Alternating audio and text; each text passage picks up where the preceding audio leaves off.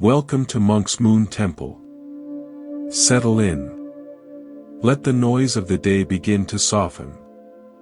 Let the weight you've been carrying find a temporary shelf.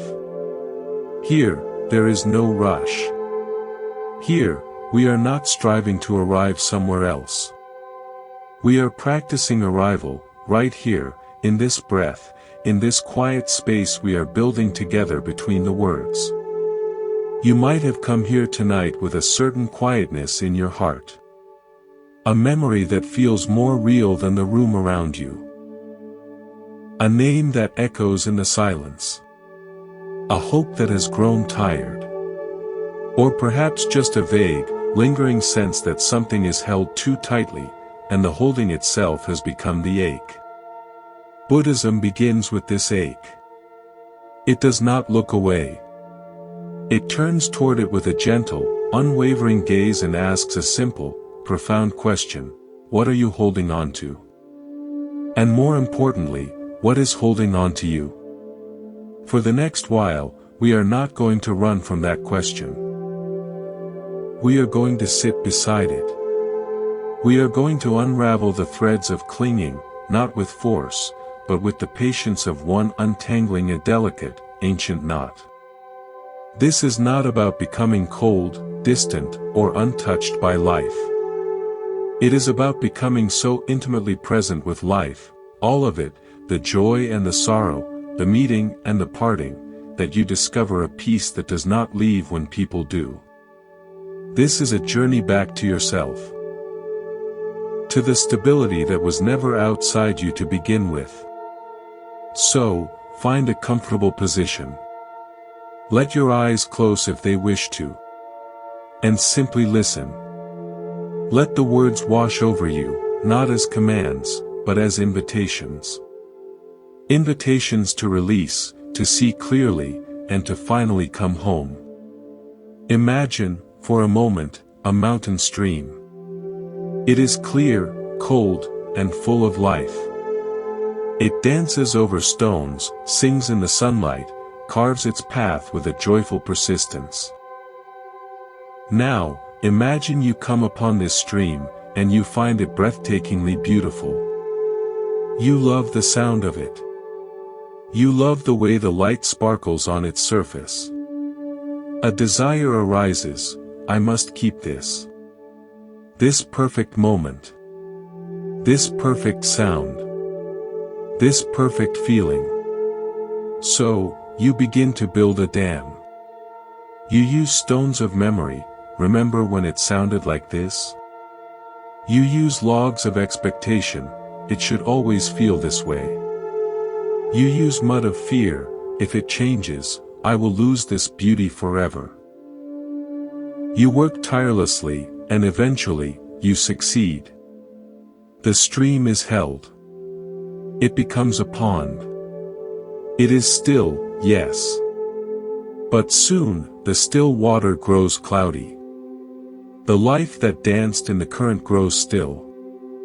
The singing stops. What was vibrant and alive is now a stagnant collection of what once was. The very act of holding killed the thing you loved. Buddhism teaches that our minds are master dam builders. We do this with moments. We do this with feelings. And most painfully, we do this with people. We meet someone, and there is a spark, a connection, a feeling of warmth that flows naturally. And then, almost unconsciously, the mind begins its construction project. This person makes me feel this way. Therefore, they must always be here to make me feel this way. This relationship must look like this forever. They must remain exactly as they are right now, so my pond of happiness does not drain. But here is the truth the Buddha observed: life is not a stream meant to be held. It is a river. It flows. It changes course. It rises and falls with the seasons of the heart. The person you met is a river. You are a river. To demand that either of you stop flowing is to demand death. The suffering we feel is not the pain of the river moving. That is natural. It is the exhausting, splinter-in-the-heart pain of clutching the stones of our dam, trying to hold back the ocean of change with our bare, bleeding hands. I remember a teacher I had many years ago.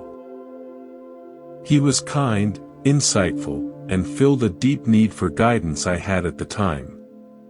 I attached to his every word, to his presence, to the identity of being his student.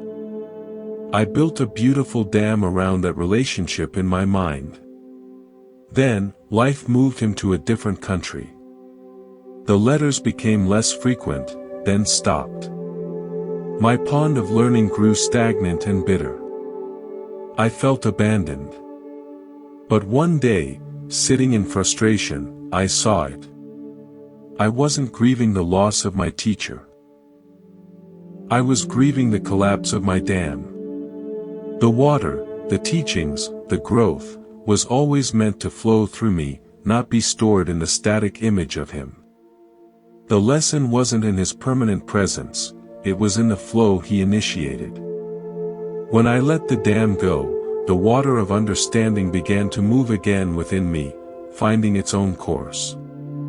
The teacher was never the source, he was simply a clear part of the river for a time. If these reflections are meeting you where you are, consider subscribing to Monk's Moon Temple. It is a simple way to keep this space for quiet inquiry alive in your feed, a reminder to return to your own flow whenever you need. The Persian poet Rumi wrote, "This being human is a guest house." Buddhism echoes this with profound psychological insight. Your heart, your mind, is not a fortress to be defended. It is a space where experiences arrive, stay a while, and depart. Joy arrives like a bright morning visitor. Sorrow comes like a quiet, gray afternoon guest. A person enters your life as a beloved guest whose presence fills the halls with music. Attachment is when a guest arrives, and you immediately nail the door shut behind them. You change the locks. You plead, you must never leave. This house is only a home if you are in it. You stop tending to the other rooms. You forget how to open the windows. The entire ecosystem of your inner world becomes dependent on this one guest's permanent residence. And when that guest, as all guests eventually do, feels the natural urge to leave, to continue their journey, you experience it not as a natural departure, but as a home invasion in reverse. You feel ransacked. You cry, "I am empty." They took everything. But they took nothing. They simply left. The emptiness you feel is the sudden, shocking space left in a room you had dedicated entirely to them. The music is gone, and all you hear is the echo. Buddhism asks you to become a gracious host, not a desperate jailer. To honor the guest while they are here. To listen to their music, to share stories, to feel the warmth of their presence fully. And when they begin to speak of leaving, you do not bar the door. You help them with their coat. You thank them for their visit. You feel the genuine ache of their absence, for a beloved guest's departure is always felt. But you do not burn down the guest house because one visitor has left. You air out the room. You remember the other guests still present, your breath, your awareness, the sunlight on the floor. You learn that the heart's purpose is not to be permanently occupied, but to be a space of welcoming and letting go, a place where life is experienced, not imprisoned. I once held on to a friendship long after its season had passed. We had been inseparable, two saplings growing intertwined. But as years went on, our growth took different directions. My interests became like branches reaching for a different sun, hers remained close to the earth we'd known. Conversations became polite, then strained, then rare. Yet, I kept nailing the door shut. I would replay old conversations, force meetings, clinging to the identity of us. The guest had long since packed her bags and was standing in the doorway, but I was frantically redecorating the room she'd vacated, pretending she was still there. The suffering was immense. It was only when I finally, tearfully, unlocked the door and said a true, internal goodbye that I could see the room clearly. It wasn't empty. It was full of the light and space I needed for new growth, for new guests that resonated with who I had become. I could miss her without needing her to return, and in that, our past friendship became a sweet memory, not a present torture. In a deep canyon, if you shout a name in anger or desperation, the canyon will faithfully return that sound to you, distorted, layered, repeating until it fades into silence. Many of us live in the canyon of past relationships. We shout our pain, our whys, our accusations, our longing. And we sit there, listening to the echo, mistaking it for reality. We think, this echo is so loud, so persistent. It must be the truth. It must be all there is. Buddhism invites you to turn away from the echo and to listen for your own voice. The original sound. The one that existed before it hit the canyon walls of circumstance and loss. Attachment is the compulsive act of shouting into that canyon and then waiting, hand cupped to ear, for the echo to define you. They left me, echoes as, I am unlovable. I am alone, echoes as, I will always be alone. We build a home in the echo chamber. Letting go is the quiet, courageous act of walking out of that canyon. It is the realization that the echo, while powerful, is not your voice. It is a reflection of a past event, bouncing off the hard surfaces of memory. Your true voice is softer. It does not shout. It speaks from the present. It says, I am here. I am hurting. But I am here. It does not need a canyon to prove its existence. The practice is this: when you hear the echo, the repetitive thought, the old story, the mental replay, you gently note, ah, that is the canyon. You don't fight it. You don't shout over it. You simply turn your inner attention away from the rocky walls and back to the source of your being, here, in your chest, in your breath. You listen for the quiet voice beneath the noise. It may only whisper at first. I am okay in this moment. This is a feeling, and it will pass. I am still here. This is the voice of clarity. This is the voice that was never dependent on someone else's presence to speak. A man I knew spent years echoing a single phrase from his father, "You'll never amount to anything." That echo defined his career choices, his relationships, his self-talk. He was constantly shouting new achievements into the canyon, trying to get a different echo, but the old one always came back, twisted and defeating. His entire life was a conversation with a canyon. One day, in a moment of sheer exhaustion, he stopped shouting. He sat in the terrible silence after the last echo faded. And in that silence, he heard something else. It was his own voice, faint but clear, saying, "I am tired of living here." It wasn't a grand statement of worth. It was a simple, true observation. That was the beginning of him packing his bags and leaving the canyon for good. He started to make choices based on that quiet, present voice, not the loud, past echo. Think of your sense of peace, your happiness, as a flame. When you attach it to another person, you place that flame inside their lantern. You hand them your light. It can be beautiful.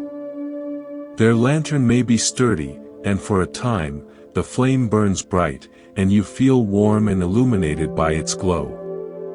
But you have forgotten, they are a person walking through the world. Their path will take them through storms. Their hand will shake. The wind will blow. When this happens, you are thrown into terror.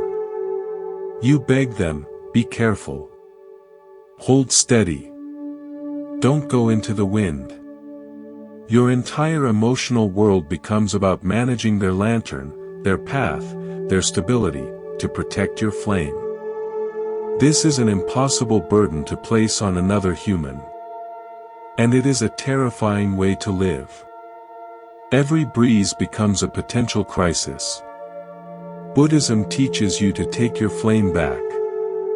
Not to extinguish it, but to build your own lantern. Your lantern is made of mindfulness, self-awareness, and the understanding of impermanence. It has sturdy sides of acceptance and a transparent casing of compassion. When your flame is in your own lantern, you can walk alongside others. You can appreciate the light in their lantern, even let your flames dance together in intimacy. But when the storm comes, and it will, you are not frantic about their lantern. You tend to your own. You lower it, you shield it, you anchor yourself. Your light may flicker, but it is not blown out by a wind that is not your own. This is the foundation of non-dependent love. You love not because someone carries your light for you, but because you have your own light to share. The relationship is no longer a desperate contract for survival, but a voluntary sharing of illumination. If they must walk a different path, your world is not plunged into darkness. You still have your light. You grieve the shared glow, but you are not lost. I witnessed this with my grandmother in her final years. Her lifelong partner, my grandfather, passed away. Theirs had been a classic love where, I saw in retrospect, she had placed much of her inner flame in his lantern. After he died, her first year was a profound, gray darkness. She was lost. Then, slowly, she began to do small things. She joined a gardening club, not to make friends, but because she liked the soil. She began to paint, terribly at first, just splashes of color. She was, brick by brick, building her own lantern. It was hard, clumsy work. But one evening, I saw her sitting on her porch, painting as the sun set. She wasn't happy in the old way. There was a deep sadness that would always be there. But there was a quiet, steady light on her face. Her own light. She had taken her flame back. She said to me, I miss him every day. But I'm not waiting for the dark anymore. I have my own candle now. That was the most powerful teaching on self-reliance I have ever received. Your fundamental nature, the Buddha taught, is like the sky. Vast, clear, inherently peaceful, and unchanging in its essence. The thoughts, emotions, and circumstances of your life are like the weather. Clouds of sadness drift through. Storms of anger boom and flash. Beautiful, golden sunsets of joy glow warmly. Gentle breezes of contentment stir the air. Attachment is the act of identifying yourself with the weather. You see a storm cloud of loss approaching, and you scream, I am the storm. You cling to a beautiful sunset of love and plead, I must be this sunset forever. You believe you are the cloud, the storm, the sunset. So when the weather inevitably changes, as it must, for that is its nature, you believe you are being destroyed. The sunset is gone, therefore I am gone. Letting go is the profound remembering that you are the sky. The sky holds the weather. It allows it. It is intimately affected by it. A storm can darken it, a sunset can color it brilliantly, but the sky is never damaged by the weather. A storm, no matter how violent, cannot scratch the sky. A sunset, no matter how breathtaking, cannot stain it permanently. The sky remains, vast and intact, behind all passing phenomena. When someone leaves, it is a major weather event. A cold front moves in. It's gray, it's raining, it's bitter.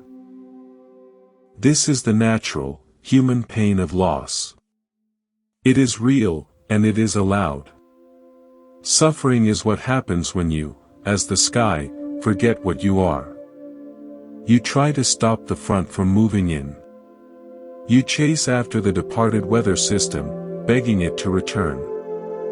You tell yourself, this gray is all I am, and it will be gray forever. You have collapsed your vast, sky-like identity into a single, passing condition. The practice is to feel the rain on your face, to acknowledge the chill in the air, but to inwardly lean back into the awareness that holds this experience. To whisper to yourself, I am the space for this storm, not the storm itself. This doesn't stop the rain, but it stops the panic. You realize you can endure any weather, because your fundamental nature is weatherproof. The cloud of grief will pass. The storm of anger will blow through. The sunset of a new connection will appear in its own time. And you, the sky, will have witnessed it all, unchanged in your capacity to be present. A student once told me she felt shattered after a breakup. I am broken, she said. I asked her, if you are broken, who is the one observing the broken pieces? She was silent. I continued, the one who feels broken is a feeling. The one who knows she feels broken is the knower. That knower, aware, present, is it broken? She began to see that her identity had fused with the broken weather. Her work was to rest as the awareness that could feel brokenness without being broken. It took time, but she later said, the pain is still there, but it's like a cloud. I'm the sky it's moving through. It feels less personal. It just is. That shift from, I am broken, to, I am experiencing brokenness, is the shift from suffering to peace. We often focus on the flower of a relationship. Its beauty, its fragrance, the way it makes us feel seen and cherished. When it wilts, we grieve the flower. We stare at the barren stem and believe all is lost. But Buddhism asks us to look below the surface. What were the roots feeding that flower? Often, we find not just love and connection, but tangled, unseen roots of neediness, fear of loneliness, a craving for validation, or an old wound seeking a bandage. When we cling to a person, we are often clinging to the flower, desperate to keep it in bloom, while ignoring the diseased or starving roots beneath. We pour all our energy into propping up the petals with promises, demands, and negotiations, while the true source of the problem, our own inner lack, goes unaddressed. Letting go feels like death because we think it's only about the flower. But true letting go is an act of courageous gardening. It is the willingness to let the old flower fall away so that we can tend to the soil. To pull out the weeds of insecurity. To fertilize with self-compassion. To water with mindfulness. Only when the roots are healthy can a new flower grow, one that isn't desperate for sunlight from another, but one that grows from its own vitality, capable of sharing its bloom without demanding another garden's submission. The end of a relationship, then, is not merely a loss. It is a divine redirect. It is life saying, the flower you were trying to save was feeding on poison. Let it go. Tend to your soil. What grows next will be truly nourishing. I spent years in a series of friendships where I was the perpetual counselor, the emotional sponge. The flower was the feeling of being needed, important, wise. It felt good. But the root was a deep-seated belief that I was only valuable if I was solving problems for others. When one of these friends finally got healthy and no longer needed me in that way, I felt discarded, useless. I clung, trying to find new problems to fix. It was only when I let that dynamic flower die that I saw the rotten root, my own sense of worthlessness without a role to play. Letting go forced me to face that empty soil. It was terrifying. But slowly, I began to plant seeds of worth that had nothing to do with utility. I am worthy because I breathe. I am worthy because I am aware. From that healthier soil, my friendships now are different. They are exchanges, not transactions. I can be present without needing to be needed. We build bridges to other people. Bridges of shared history, of trust, of love. When built with wisdom, these bridges are strong yet flexible, like well-made rope. They can sway in the winds of change without breaking. But often, we build bridges out of something far more fragile and demanding, spider silk of expectation. Each expectation. They should call me every day, they must never disappoint me, they are responsible for my happiness, is a single, sticky strand. Alone, it is invisible, weak. But we spin and spin, weaving a vast, intricate web that connects our heart to theirs. It looks beautiful, glistening with the dew of our hopes. The problem is, a web is not a bridge. It is a trap. It is designed to hold something in place. When the other person moves, as a living, breathing person must, they do not walk gracefully across a bridge. They struggle against the sticky strands of your expectations. It hurts them. It exhausts you as you frantically spin more silk to repair the tears. The relationship becomes a constant, tense struggle against entanglement. Letting go, in this light, is the careful, compassionate work of cutting the strands of expectation, one by one. It is not burning the whole structure in anger. It is using the scissors of discernment. I release my expectation that you read my mind. Snip. I release my demand that you be my sole source of joy. Snip. I let go of the story that your love must look exactly as I imagine it. Snip. With each cut, the person feels more freedom. And so do you. What remains, if anything, are the few, strong ropes of genuine connection, mutual respect, authentic care, shared values. These can form a true bridge, one that allows for movement, for separate journeys, for coming and going without destruction. The love is no longer a trap, but a pathway between two free beings. I spun such a web around a creative partner once. We made beautiful work together. My expectations were strands of silk. We must always agree, our vision must be perfectly aligned, our success must be equal. When he started a side project that was different, my web vibrated with panic. I spun more silk, guilt, pointed questions, emotional withdrawal. The partnership became a stifled, resentful thing. Letting go meant sitting down and consciously cutting. I release my expectation that we are the only creative source for each other. The cut was painful. But immediately, there was space. I could breathe. He could breathe. The partnership didn't end, it transformed. The few strong ropes of respect for each other's artistry remained, and we built a new, simpler bridge that allowed for separate explorations and joyful collaborations when they naturally arose. The work became better because it was chosen, not demanded. When a significant person leaves our life, we are often left holding not their actual presence, but the book of their story that we have been writing in our minds. This book has chapters: how we met, the happy times, the promise, the beginning of the end. We are so attached to this book. We clutch it to our chest. We reread the same passages, especially the painful ones, over and over, believing that by analyzing the text, we can change the ending.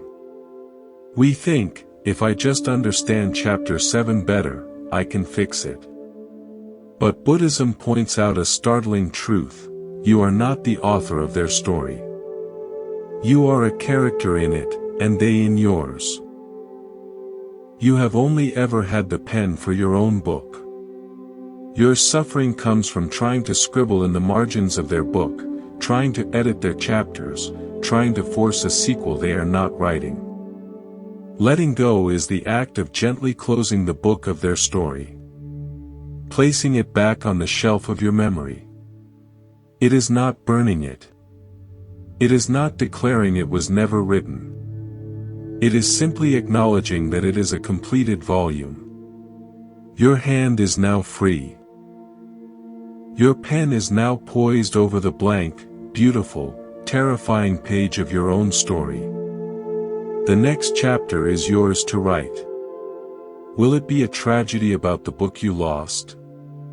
Or will it be a story of awakening, of learning to write from your own heart, not from the reaction to a character who has exited the narrative? This is where your power returns. Not the false power of controlling another's plot, but the true power of authorship over your own life. The theme of your book can shift from the one who left to the one who learned to stand alone, or the one who discovered inner peace. The other person becomes an important, beloved character in your past volumes, but they no longer dictate the genre of your present. For years after a painful professional betrayal, I was stuck writing the same chapter in my mental book, The Betrayal and Its Aftermath. I analyzed the other person's motives, their flaws, my mistakes. I was obsessed with their story, why they did what they did. My own life's narrative was frozen. One day, a friend said, "You keep trying to write his biography. Write your own." It was a shock. I realized I had handed him the pen to my life. Letting go meant taking it back. I literally closed the notebook where I'd been ruminating. I opened a new one. The first sentence was hard: "Today, I am no longer a victim of that story." The sentences that followed were slow, but they were mine. They were about my healing, my new work, my rediscovered joys. His book stayed on the shelf. My book started to live again. Imagine you are given a precious, fragile gift, a beautiful, glass bird. If you receive it with a clenched fist, determined never to let it go, what happens? You cannot see it. Its beauty is hidden. Your knuckles are white with strain. And eventually, from the pressure, the glass may crack or shatter in your very hand. Now, imagine receiving that same gift on the open palm of your hand. You can see it in all its delicacy and wonder. You can appreciate it fully. The air circulates around it. It is free, and yet it rests securely on your supportive hand. If it chooses to stay, it is a joy. If a breeze lifts it, or if the giver takes it back, it leaves without breaking you, because your hand was already open. The gift was never yours to possess, it was yours to experience. People are these glass birds. Moments are these glass birds. Experiences are these glass birds. Attachment is the clenched fist. It hides the beauty, creates constant tension, and often destroys the very thing we love through the pressure of our need. Non-attachment is the open palm. It allows for full appreciation, for freedom, for the natural coming and going of all things. Buddhism teaches that life is a series of gifts presented to your open palm. To cling is to assume the gift is a possession. To hold with an open hand is to understand it is a temporary manifestation of grace. This applies profoundly to love. Loving with an open palm means, I love you. I am here with you, fully. My hand is open beneath you, supporting this connection. But I do not own you. You are free to be who you are, to grow, to change, and even to leave if that is your path. This love is fearless because it has already accepted the truth of impermanence. It enjoys the present gift without demanding a future guarantee. I learned this from watching my old teacher care for his garden. He tended each flower with meticulous love. But when a bloom faded, he didn't weep or try to glue the petals back on. He would sometimes just smile, a little sadly, and say, "Ah, you were magnificent." And then he would tend to the green leaves, the soil, the new buds. He held each flower on an open palm. He loved them fully, but he did not demand they defy their nature. His garden was the most peaceful place I've ever been, not because every flower was in bloom, but because the entire space was held in that spirit of open-palmed appreciation.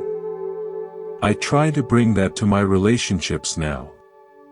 To hold people and moments like that glass bird. To enjoy the weight, the beauty, the fact of them, without the tightening fist of mine, forever. Picture yourself on a long hike through the landscape of your life. You have a backpack. Every time you form an attachment, to a person, an outcome, an identity, you pick up a stone and put it in your pack. This person must love me. Stone. I must succeed in this specific way. Stone. This feeling of security must last forever. Stone. Some stones are beautiful, like quartz or river rock. Others are rough and jagged. But they all have weight. At first, the pack is light. You barely notice it. But over years, you keep adding stones. The pack becomes heavy. Your shoulders ache. Your progress slows. You're hunched over, staring at the ground just ahead of your feet, unable to see the horizon. The journey becomes a grueling ordeal of carrying. Suffering, in this metaphor, is not just the weight, it's the refusal to put any stones down. You come to a river, a major life change. To cross, you need to be light, agile. But you look at your stones. This one is from my first love. This one is my grudge against my parent. This one is my demand for a perfect future. You can't bear to part with them. So you try to wade across the river with this crushing weight, and you are pulled under by the current. Letting go is the deliberate, sometimes daily, act of stopping on the trail, opening your pack, and removing stones. You don't throw them away violently, you simply set them down beside the path. I set down the stone of needing my ex's approval. Lighter. I set down the stone of that old humiliation. Lighter. I set down the stone of expecting my friend to be my emotional caretaker. Lighter. With each stone released, you stand a little taller. Your breath comes easier. You can finally look up and see the vast, beautiful landscape you've been trudging through. The journey doesn't necessarily become easier, the terrain is still what it is, but you are no longer crippled by your own accumulated baggage. You can move. You can adapt. You can even enjoy the walk. A woman I guided through meditation described this perfectly. She said after a period of intense letting go practice, she woke up one morning and for no reason, just felt lighter. Not happy, just lighter. It was as if I'd been wearing a lead coat for 10 years and finally took it off. The air felt different on my skin. My own thoughts felt clearer. She hadn't changed her circumstances. She had simply put down stones she no longer needed to carry. Her hike was still her hike, but she was no longer exhausted by it. We often wish for people to be our harbor, a permanent, safe, stationary place where we can dock our ship and be protected from all storms. We attach to them with this hope. We want them to be our final destination. But people are not harbors. They are fellow ships, sailing their own seas, navigating their own storms. To expect them to be your harbor is to ask them to run aground, to become something stationary for your comfort. Buddhism suggests a healthier, more truthful role: strive to become a lighthouse. A lighthouse does not seek ships to dock. It does not capture or hold. It stands firm on its own foundation, built on the solid rock of inner clarity and self-awareness. Its light burns steadily from within, fueled by its own source. It shines its beam unconditionally. Not to attract ships, but simply because that is its nature. Ships, other people, see the light.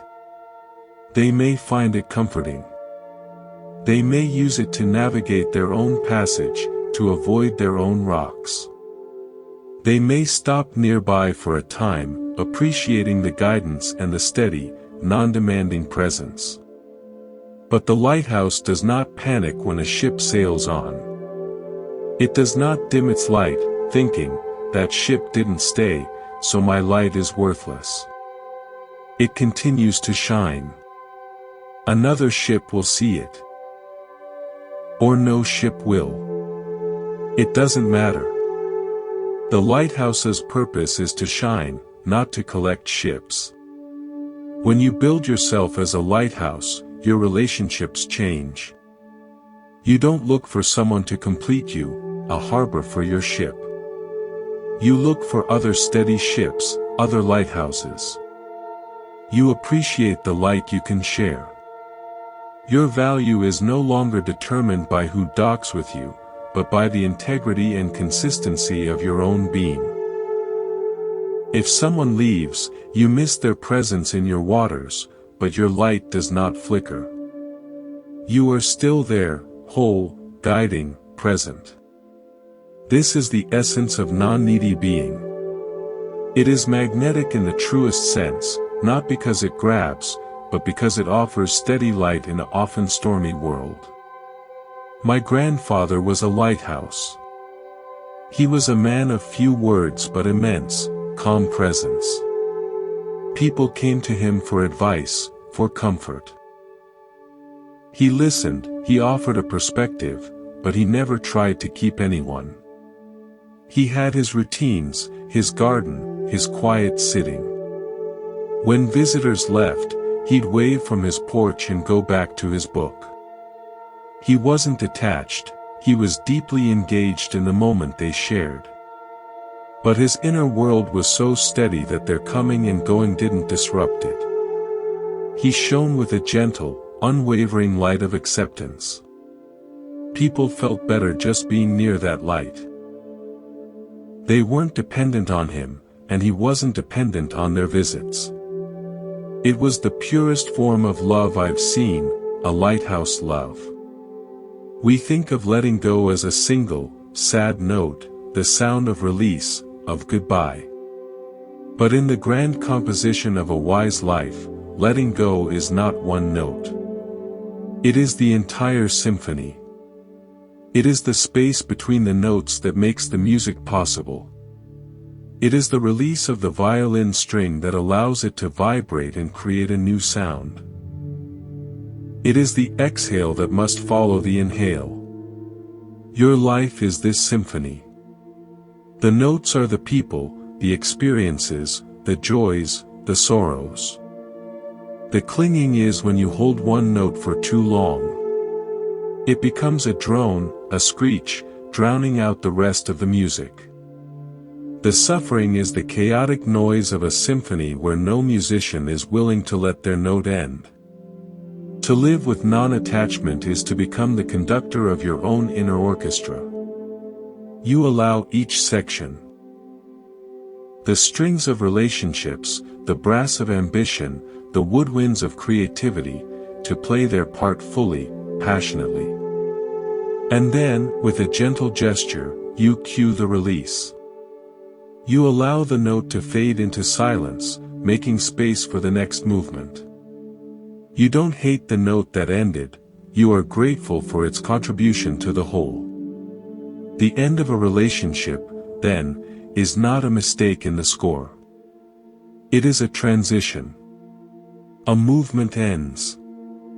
There is a pause, a rest in the music. That rest is not emptiness, it is pregnant with potential, a gathering of breath for what is to come. If you spend that rest clutching the last note, wailing for it to return, you miss the conductor's cue for the beautiful, perhaps quieter, more profound movement that is about to begin. The symphony of a well-lived life includes movements of allegro joy and adagio sorrow. It has crescendos of passion and diminuendos of peace. Letting go is the skill that allows the symphony to flow. It is the trust that the composer, life itself, the Dharma, knows the score. Your job is not to freeze the music, but to play your part fully and then let it go, so the next measure can be heard. I once heard a piece of music that changed my understanding. It had a long, beautiful, aching violin solo. Just as it reached its peak, it stopped abruptly. The silence that followed was so deep it was almost physical. And then, softly, a single piano note began a new theme. That silence was part of the music. The letting go of the violin made the piano possible. I realized I had been trying to live my life as one endless violin solo, afraid of the silence, when the silence was where the next, unknown beauty was waiting to be born. Now, when an ending comes, I try to hear it not as a mistake, but as that deep, potent silence between movements. I listen into it, not with fear, but with curiosity for the next note. When a significant person is in our life, they become a mirror. We see ourselves reflected in their eyes, in their words, in their reactions. I am funny, the reflection says. I am loved. I am worthy. I am understood. We become attached to this mirror. We believe it is the source of the image. So when the mirror leaves, when the person walks away, we panic. Where am I? I can't see myself anymore. Who am I without that reflection? We scramble to find another mirror. A new relationship, a new job, a new crowd, to give us back our image. This is the exhausting chase of external validation. Buddhism suggests a radical alternative: let the mirror go, and let the glass clear. The problem was never the mirror. The problem was the dust of dependency on its surface. When you are attached, the mirror is clouded with your hopes, fears, and demands. The reflection is distorted. Letting go of the person is the first step. Letting go of your need for any external mirror is the second, deeper step. You turn your attention inward. You become the still lake, not the rippled reflection on its surface. In the profound stillness of non-seeking, the water of your own awareness becomes clear. And in that clarity, you see yourself directly. Not as a reflection in someone else's eyes, but as the source of the seeing itself. You see your thoughts arise like bubbles. You see your emotions like weather on the water. You see the depth that holds it all. This self-seeing is not an ego-inflating, "I am great." It is a simple, humble recognition, I am. I am aware. I am this conscious space in which life unfolds. This identity cannot be taken away, because it does not depend on an external reflector. Once you know yourself as this clear lake, you can enjoy other mirrors, other people's love and appreciation, but you no longer need them to know you exist. You already know. Their reflection becomes a pleasant confirmation, not a vital necessity.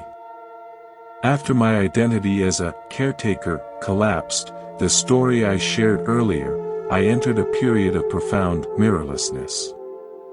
I didn't know who I was. I wasn't a daughter needing to please, a friend needing to fix, a partner needing to be needed. It was terrifying. But I had no choice but to sit in that emptiness. Slowly, the frantic search for a new mirror stopped. In the quiet, I began to see myself not as a role, but as a presence. A being that could feel sadness without being a sad person. A consciousness that could observe anxiety without being an anxious person. The lake began to clear. Now, when someone compliments me, it's nice. When someone criticizes me, I can consider it. But neither defines the lake. The lake remains, clear and still, beneath all reflections. We accept the seasons of the earth without rebellion. We do not stand in autumn, shaking our fists at the falling leaves, demanding they return to the branches. We understand deep in our bones, spring's blossom requires winter's rest. Summer's fullness is born from spring's tender growth. Autumn's release makes room for the next cycle. Yet, with the seasons of our own hearts, we are perpetual rebels. We want eternal summer in our relationships, constant warmth, light, and growth. When the natural autumn arrives, a cooling of passion, a distancing, a falling away of old leaves, we interpret it as a failure, a betrayal, a mistake.